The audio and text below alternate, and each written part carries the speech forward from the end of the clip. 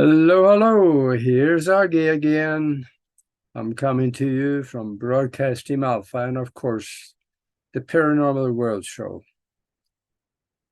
This video just came about on a very short notice, and it's just going to be my thoughts flowing, coming to you. And I'm going to talk about something that very few people actually think much about, but it's very important.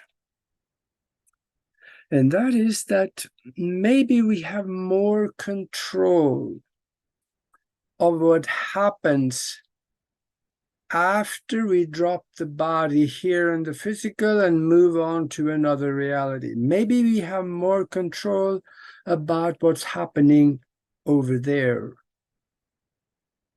More control than we think we do, because it appears as we have.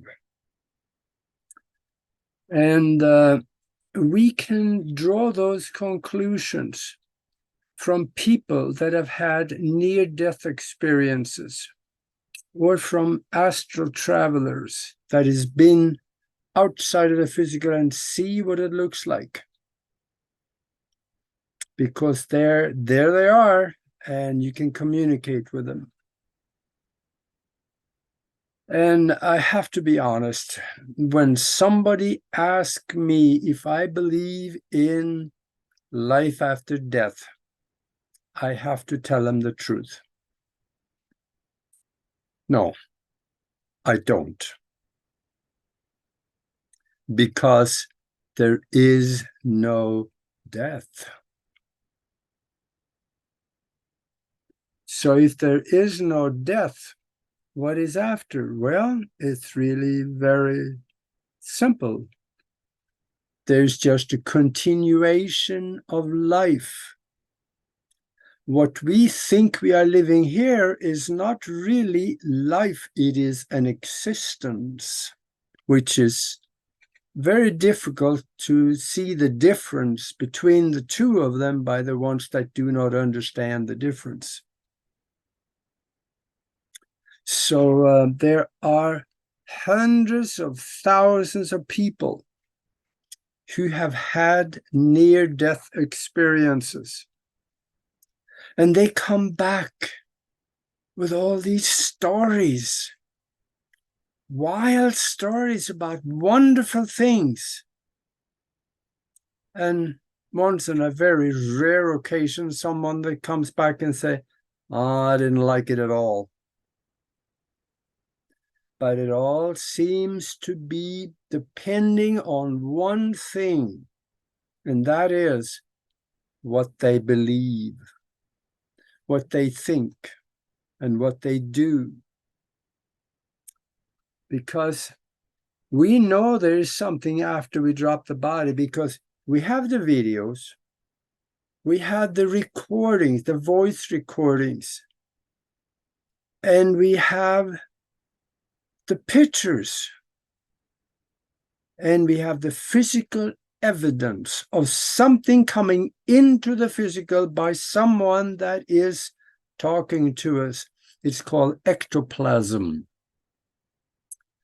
And I think it was back in the 1980s, somebody in a spiritual seance, they had ectoplasm come in to the room through someone that was channeling.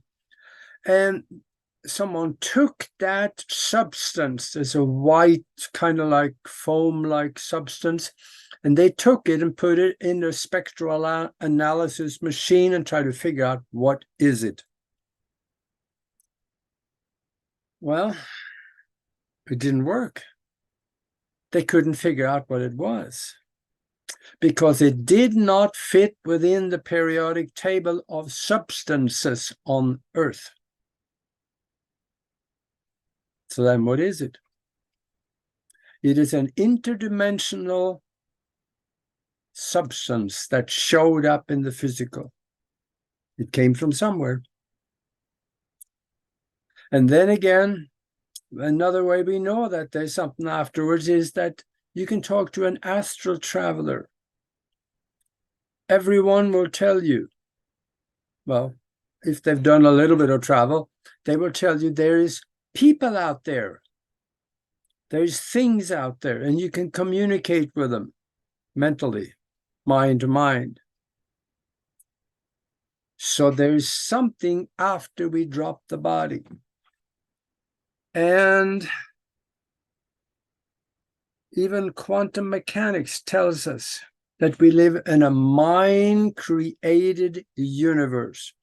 They've done scientific, repeatable experiments proving that is so. And then we find out that if it's a mind-created universe, we are the creators because we create what we have in our mind. What we think about, what we see, what we do, what we visualize, especially the thinking and the visualization with emotion. That is a phenomenal creator in the physical.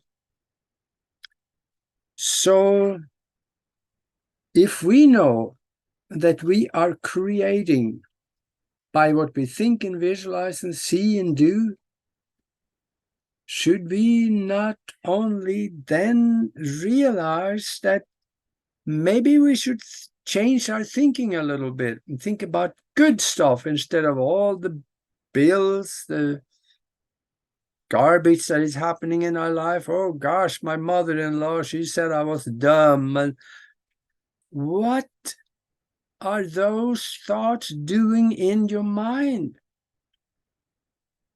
They're only destructive. Get rid of them, because thoughts have an energy vibration that comes with it and is recorded in your mind and stuck like little globules of memory along the neurons, and they are there. And they start creating subconscious mind programs for you that keeps running all the time. And once in a while they surface and you start thinking, oh yeah, she thought I was dumb. Get rid of those thoughts. Bury them. Or use Ho'oponopono. Think about it and infuse love into the thought. When you do, it guts the negative vibration out of the thought. It doesn't take away the thought, it's there, but it doesn't have the negative vibration anymore, so it does not hurt you. So maybe we should rethink a few things. So what we think, visualize, and feel and do, we create in this physical existence we are living here, as well as whatever we create here goes with us because of consciousness into the next existence. The illusion we think we are living here extends beyond the physical, especially into the astral worlds. And we have free will. So let's visit just one concept here. Many people have memories, including me, of before they were born. They made an agreement about who your parents are going to be, what you're going to do when you grow up, certain major incidents in your life you have agreed to come here and experience. That is free will. So when you are here, you don't remember that normally. You just, all these things happen and said, no, did I really do this? That was stupid. You have all these forms of thought enveloping incidents, which seems to strengthen the incidents, whether it is good or whether it is not so good. So we should again start changing our thinking a little bit, our visualized images that we keep in our mind. And how do we do that? There's many videos on Broadcast Team Alpha that explains how, especially some of the stuff that Nori has been talking about. So if we have an experience where we, for a short moment, expire, I'm trying not to use the word die, but if we die here and go to the so-called afterlife, have experience, come back and remember them, and then talk about it. This is something that should be taken serious, because it is. And whatever we see here in the Western world seem to be somewhat similar for many of them. You see that tunnel and you find yourself floating through it. At the other end of the tunnel, there usually is someone there, like your mom, if she passed on, or your dad, or your spouse, or someone that you love and care for. They are there to meet you. Very often they tell you, sorry, you can't come here. It's not your time yet. That was an accident. It wasn't planned. Just go on back. You have more work to do. And poof, they're back in the body.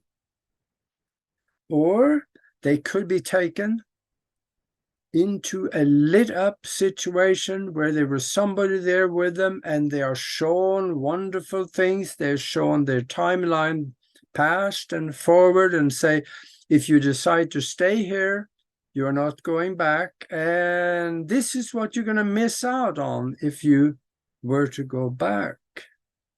There are different situations for different people, but these things happen. And here in the West, we seem that when we're going through the tunnel, or we're all dressed the same, we're kind of Western clothing, you know, and we're similar. But it's not that way. If you are in Saudi Arabia, they have near-death experiences too, but they hardly ever talk about it because that's not a good thing in their religion. Of course, it isn't in the Christian religion either, if you're buried in that religious dogma. But they are all dressed the same in Mid-Eastern clothing coming through the tunnel. They have their relatives coming, and they have an experience that is Mid-Eastern. People in India having near-death experiences. They're coming through the tunnel, but they got turbans, and they're dressed like they are. So their acceptance of consciousness from where they are goes with them. So if that is true, because the people in India, they believe certain things, they do certain things, they look certain ways, and they accept that, and that's what they take with them.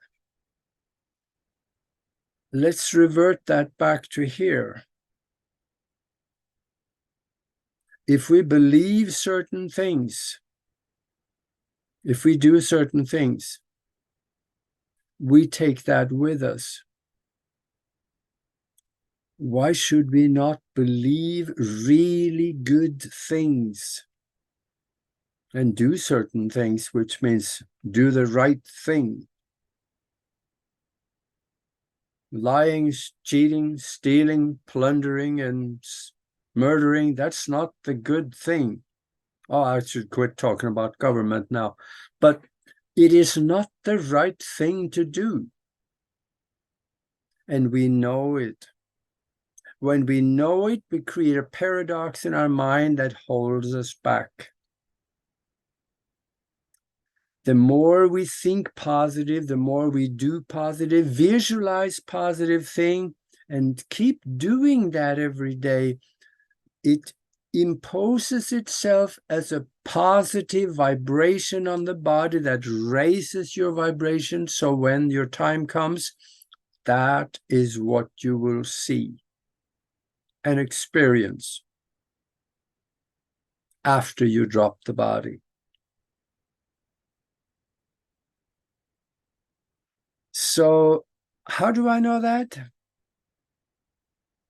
Well, as an astral traveler, I have found that when I go out of the body, there is other people there, there is things there, there is entities out there. We call them ghosts, most of us. I have them in the house here. They live here. They're called shadow people. I see them at the edge of my field of vision. They're there. But they don't bother me, I don't bother them, and we kind of get along. Most houses have these things, especially if it's an older house like this one. So if we design our so-called afterlife while we're already here, we should get to it.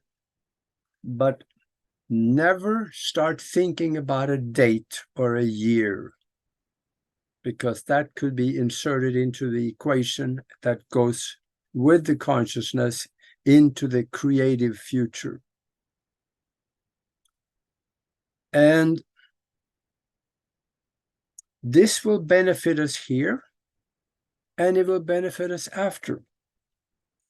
But this is not a rule that is locked in stone, because there are always wild cards.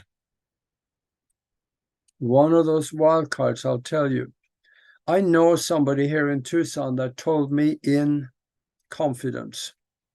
He was a sniper for the US Army over in Vietnam.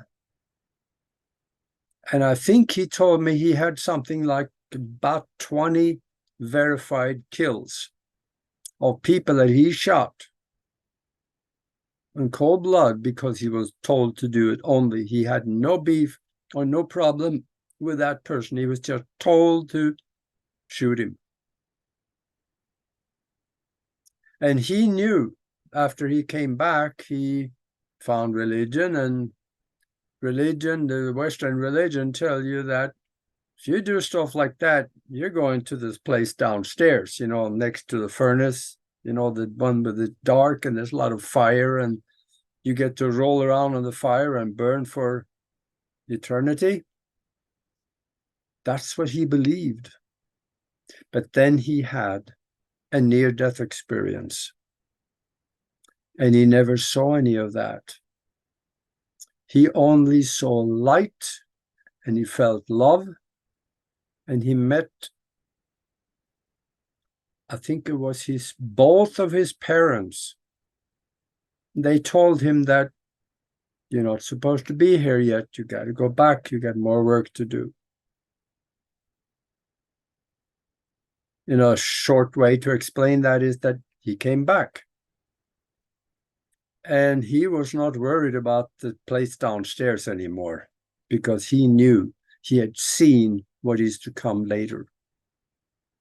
So I think there is more to it than just what we create in our mind. There may be some other arrangements that is done outside of your consciousness that has also an impact on what's happening afterwards. But for the majority of people, they get what they have visioned it to be here. That's why that as an astral traveler, when you leave the physical, going into the lower astral worlds, you see people there, and they are hungry for information, hungry to communicate with someone, because they see you as something different than them, because, well, you have the cord connecting you to the body for one thing, and they are very needy. and they come up to you and they want to ask questions. They want to tell you things. Tell my wife I'm okay, but I don't know where am I? What's going on? Or some would say, what's going on? How come my family won't talk to me anymore? There's all kinds of weird questions like that. And that is usually the kind of people that hang around there in the lower astral worlds are the ones that had very little, if any, spiritual knowledge. In other words, atheists and people that, can you say, maybe was religious and then they left and they say, I want nothing to do with it anymore. It's just, those are usually the ones that get caught. Because once they drop the body, they don't know what to do. They've been thinking there was nothing afterwards, and now they find out, wow, was I wrong? Now what do I do? So think about that. We are only here for a short time. We don't know how long that time is. It could end tomorrow afternoon at 3:15 in the afternoon, or it could be another 200 years for some of us that discover how to stop the aging process.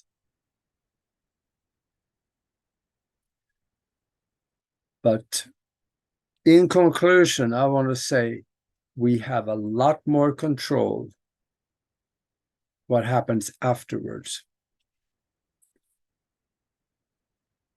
Be concerned about what we leave in our mind and is most prevalent in our mind, because that will create our reality here as well as afterwards.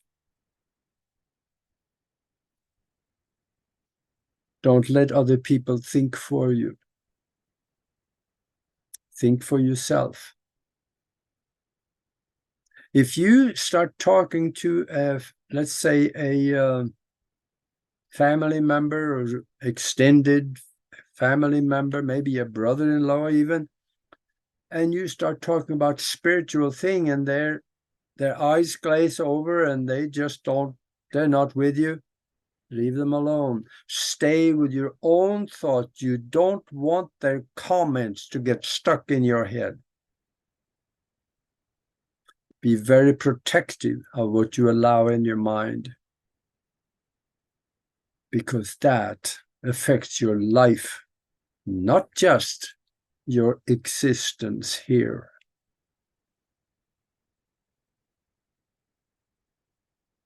There's probably more I should say, but I'm not so sure I can think of it right now. And that is, when it comes to the so-called afterlife, there isn't anything like that either, because there is only one continuous life. What we have here is a mentally projected illusion from the mind-created universe coming through our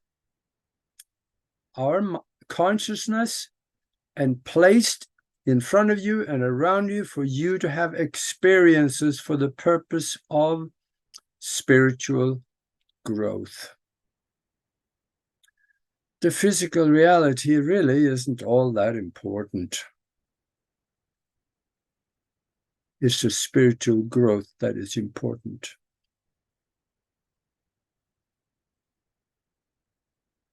Yeah, I think that'll do it.